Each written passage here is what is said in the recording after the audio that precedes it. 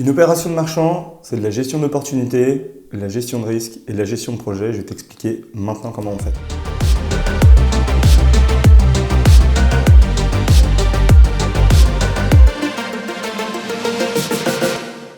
Une opération de marchand de biens, on a souvent tendance à dire « ça y est, j'ai détecté l'opération du siècle, ça y est, c'est parti, je vais devenir millionnaire ou je vais gagner des centaines de milliers d'euros ».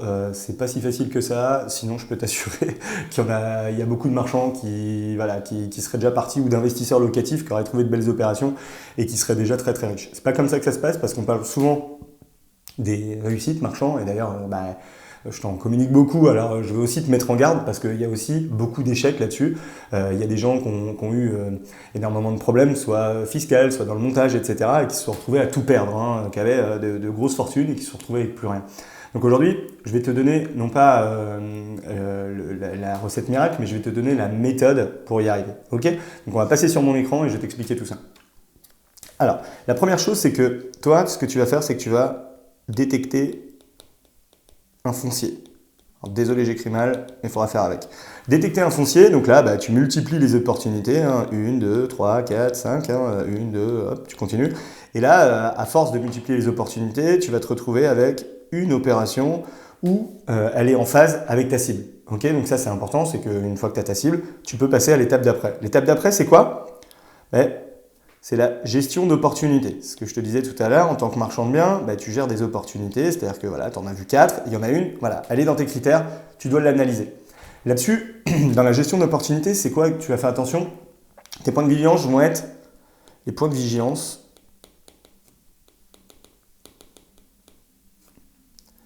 Vigilance, pardon, avec un A. Les points de vigilance vont être la marge, le prix de vente,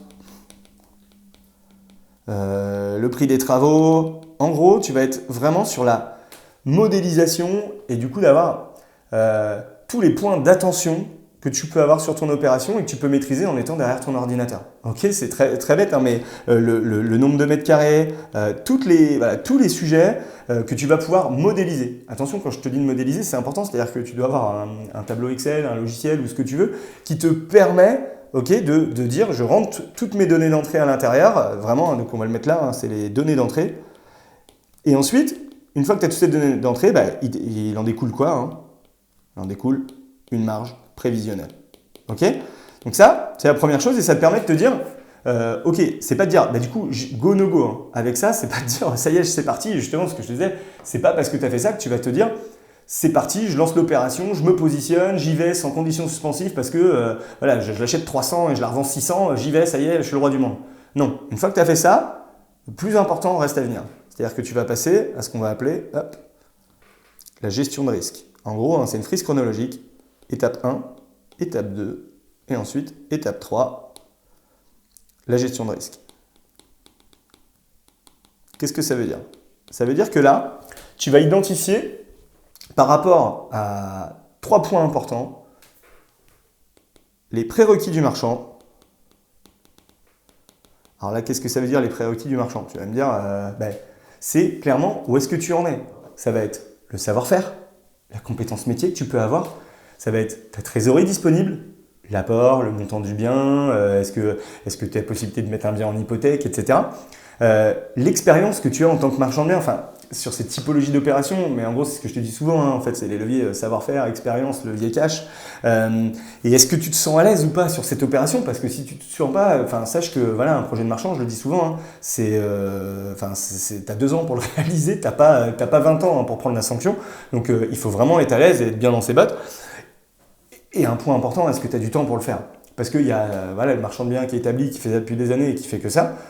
Et puis, tu as aussi celui qui fait son opération en parallèle de son travail. Donc, tu comprends bien, quand toi, tu travailles de 8h à 18h et que tu veux avoir tous les experts le soir quand tout le monde dort ou est rentré chez lui, ça va être compliqué de sortir ton opération sereinement. Le deuxième point, ça va être la typologie d'opération. Qu'est-ce qu'on va entendre par la typologie d'opération ? C'est-à-dire que, d'abord, il y a un tronc commun qui est pour tout le monde, pour toutes les opérations. C'est la liquidité, est-ce que tu as un réseau de commercialisation ? Est-ce qu'il y a des problèmes administratifs à gérer ? Alors quand je dis administratif, ça va être urbanisme, servitude. Est-ce qu'il faut que tu déposes un CU très rapidement? Est-ce que c'est un permis d'aménager, un PC, etc. Donc ça peut arriver sur toutes les opérations. Ensuite, ça va être, hop, je te le mets là, à suite de ta visite, qu'est-ce que tu as vu? Est-ce qu'il y a des choses qui vont? Est-ce qu'il y a des choses qui vont pas? Enfin, encore une fois, hein, ça peut dépendre. Donc, je te les liste rapidement, mais toiture, plancher, est-ce que la surface, elle est confirmée? Ok. Ensuite, ça va être les diagnostics que tu vas recevoir, tous les diags. Est-ce qu'il y a des locataires en place? Oui, non. Enfin, tu comprends bien que tu prends pas les mêmes décisions s'il y a un locataire en place. Enfin, tu vois, le portage va être plus long, les indemnités d'éviction, est-ce que tu vas pouvoir vraiment le sortir? Parce que est-ce que c'est un bail de loi 48? Est-ce que c'est une personne âgée? Est-ce que c'est une personne handicapée? Enfin, voilà, tu vois, il y a des problématiques qui sont différentes. Ensuite, est-ce qu'il y a une copro? Ça, les joies de la copro, je peux t'assurer que moi, je déteste ça.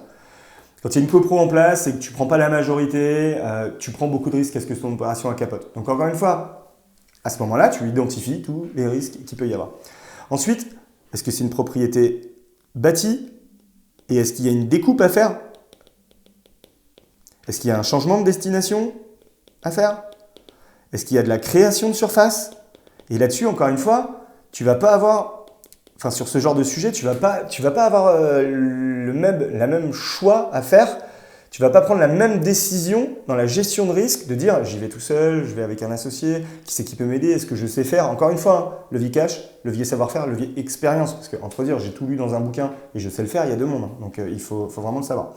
Et ensuite, le point important, hein, est-ce que tu maîtrises le régime de TVA?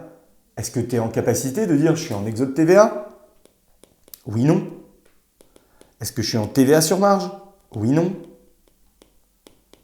Est-ce que je suis à la TVA sur prix total? Oui, non. Est-ce que je peux basculer de ça pour redescendre à la TVA sur marge ou de la TVA à l'exode TVA, sachant que très régulièrement c'est l'exode TVA qui est le mieux, mais tu peux faire des choix à la TVA sur marge suivant le montant de tes travaux, etc. Bon, encore une fois, il faut tout modéliser et ça te permet de prendre les décisions. Donc ça, on est encore une fois sur le deuxième, on est sur le deuxième point de la gestion de risque. Maintenant, on va arriver sur le troisième point. Et le troisième point, tu vas être sur le ratio temporalité marge. Alors, qu'est-ce que ça veut dire? Ça veut dire que là-dessus, suivant tout ce qui va arriver, tu vas devoir regarder ton temps de portage, ta marge basse. Alors encore une fois, la marge basse, hein, tu peux avoir des plans d'action, hein, tu peux avoir un plan A à marge basse hein, que tu modélises, et puis ensuite un plan B. Tu vois, par exemple, celui-là, il peut être, je dis souvent qu'il faut 20%, mais quand tu as plusieurs plans, genre plan B, plan C, tu peux te permettre d'avoir une marge basse à 15%. Si ton plan B t'amène une marge basse à 35% et que le plan C il t'amène à 55%, là la prise de risque elle est ok en fait, parce que toi si tu arrives à lever les obligations entre le plan A, le plan B et le plan C, c'est juste une opération exceptionnelle. Donc ça, il faut savoir prendre ses décisions par rapport à ça. Ensuite, du coup, une fois que tu as ton temps de portage et ta marge basse, et le budget aussi de l'opération, parce que tu comprends bien que aller faire une opération qui dure 24 mois, 100 000 euros, donc avec une marge à 20%, donc à 20 KE, ça fait chier, parce qu'en gros, tu fais 10 000 euros par an, franchement, c'est beaucoup de travail pour peu de résultats. Par contre, à l'inverse, tu as la même chose, tu as une opération de 24 mois pour 2 millions d'euros, KE, hop, sur 20%, tu vas être sur 400 000 euros. Donc là, même si c'est 20%, mais c'est 20% sur une somme plus importante. Donc le portage peut t'amener à te dire oui, c'est ok, j'y vais ou j'y vais pas, quoi. Donc là, encore une fois, tu te dis j'ai mes 3 points et là, tu dois prendre ta décision. Alors comment faire pour prendre cette décision? Eh bien, écoute, je vais te faire un schéma assez simple. Ce schéma, c'est quoi? C'est qu'ici, hop, tu as tes prérequis. Ici, désolé encore une fois pour le dessin, ratio, tempo, marge.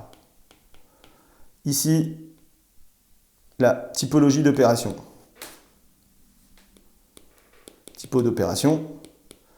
Écoute, quand tu es ici, tu es dans ta zone de confort. Qu'est-ce que ça veut dire? C'est-à-dire que tous ces genres d'opérations qui te disent tous les indicateurs sont verts, tu peux y aller. Zéro débat, tu sais que tu vas la sortir, que ça va bien se passer. Dès que tu vas sortir de ça, tu vas être ici, dans la partie, je vais le mettre en rouge, dans cette partie-là, ça veut pas dire qu'il faut pas ça veut pas dire qu'il faut pas que tu la fasses. Hein. Ça veut dire, attention, plan d'action à mettre en place. Ce plan d'action, c'est quoi? Ça peut être mettre des conditions suspensives qui te permettent de gérer des problématiques. Ça peut être de demander à la banque tout de suite un accord parce que le projet te dépasse. Donc d'aller vérifier si la banque est OK. Ça peut être d'appeler Enedis, problème de colonne électrique, ou d'appeler l'urbanisme en disant voilà, je maîtrise pas, je voudrais être sûr que, d'appeler un architecte qui va te vérifier, un architecte local qui va te vérifier tout ce que tu as imaginé. Et petit à petit de lever ces objections pour retourner dans cette zone-là, hop, hop, hop, dans cette zone ici, qui te permet de dire, désolé pour le dessin, qui te permet de te dire, hop, en vert, je suis OK, et là, je peux y aller, j'ai zéro débat. Maintenant, tu vas te retrouver aussi dans ces zones un peu plus tumultueuses où tu n'as que le prérequis. Okay, c'est-à-dire que tu te sens bien, etc., tu te sens à l'aise, mais tout le reste, tu ne le maîtrises pas. Là, ça devient dangereux.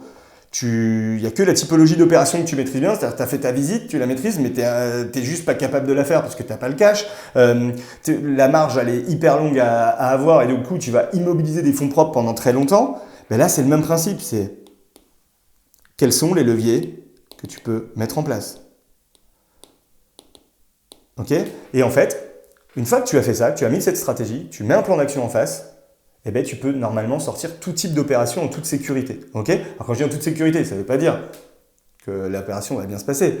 Ça veut dire que, en tout cas, tu as mis les leviers d'action en place qui te permettent d'y aller. Alors tu vas me dire, ouais, t'es gentil Seb, voilà, tu m'en as mis, tu m'as tout montré, c'est ok, mais comment j'augmente mes prérequis, comment j'augmente mon ratio tempo-marge, comment comment je maîtrise mes typologies d'opération. Et bien là, hop, je vais te prendre une autre couleur.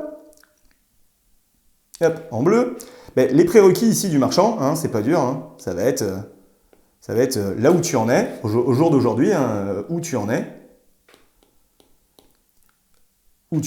hop, et association ou travail. Il y a un moment, il n'y a pas le choix, tu n'as pas de cash, soit tu t'associes, soit tu bosses, tu trouves des nouveaux revenus, etc. Puis tu remontes, soit tu rentres dans une communauté. Enfin bon, je vais faire mon instant pub, mais il y a un moment, nous on a des gens dans le cercle qui intègrent le cercle, ils ont 5 000 € devant eux, mais par contre ils ont tous les leviers d'action. Donc en fait, c'est ok, c'est-à-dire qu'ils vont peut-être aller moins vite que le mec qui arrive avec 500 000 € sur ses comptes. Encore une fois, c'est pas grave. T'en es à un point A, lui il est peut-être au point V. Le seul truc, c'est que vous voulez tous les deux aller au point Z.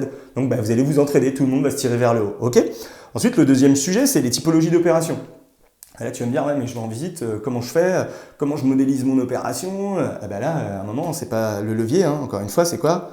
Ça va être un savoir-faire. Donc ça va être les bouquins, les formations gratuites, cette chaîne YouTube, je t'invite à t'y abonner, et vraiment de petit à petit monter en compétences. Donc il y a des formations qui existent sur le marché. Nous, au sein du cercle, encore une fois, Instant Pub, on a du e-learning, mais encore une fois, tu vois, la typologie d'opération, c'est très méchant ce que je vais dire, hein, mais aujourd'hui, le savoir, c'est facile à avoir. C'est-à-dire qu'il n'y a pas de... on paye dans une entreprise, les gens qu'on paye le moins bien, c'est les techniciens en fait. C'est ceux qui ont le savoir, la technique et qui savent faire. Donc ça, je veux dire, tu peux l'acquérir, tu peux bosser et très vite monter en compétences. Et c'est ok, après ce sera mécanique, mais tu pourras monter en compétences. Si tu n'as pas les prérequis et si tu n'as pas analysé derrière, tu n'iras pas plus loin. Donc une fois que tu as vu ça, tu vas me dire, ratio tempo-marge, comment j'améliore ça? Et bien là, tu arrives sur de la modélisation. Il faut pouvoir modéliser son opération. Alors, modéliser son opération, c'est un tableau Excel, hein, tout simplement, pour tout rentrer à l'intérieur, avoir ses données d'entrée. Et encore une fois, comment j'améliore ce ratio temporalité-marge? Tu dois faire ce qu'on appelle un bilan économique. Tu fais un bilan économique de ton opération, tu regardes tous tes postes et qu'est-ce que tu peux faire pour améliorer un poste. Point. C'est pas plus compliqué que ça. Alors encore une fois, tu vas me dire comment on fait nous pour y arriver. On a développé avec l'expérience, avec le temps qu'on y a mis depuis plusieurs mois, années, des outils qui permettent très rapidement de modéliser une opération de bien et de se dire go, no go. Okay, et puis surtout de trouver les actions à mettre en place pour améliorer le bilan.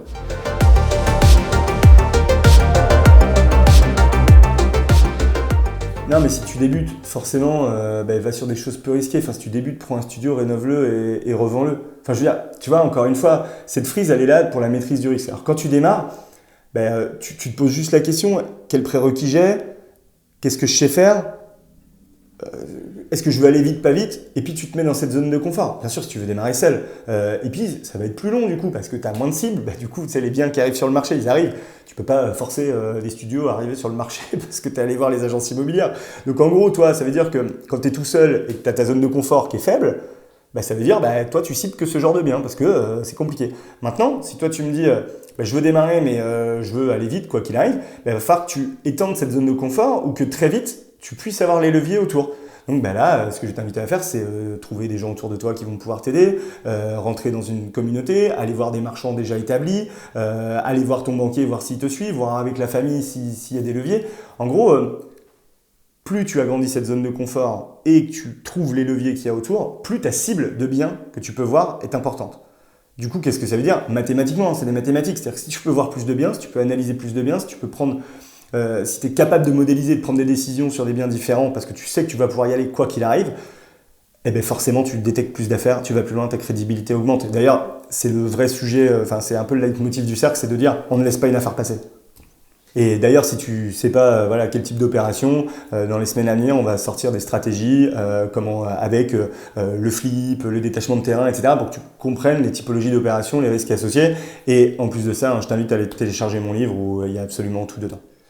Bon, dans tous les cas, tout ce que je t'ai présenté là, moi je suis pas le roi de l'écriture, mais je te l'ai modélisé et tu peux télécharger toute cette frise et les risques associés en commentaire et je t'invite à t'abonner à cette chaîne YouTube.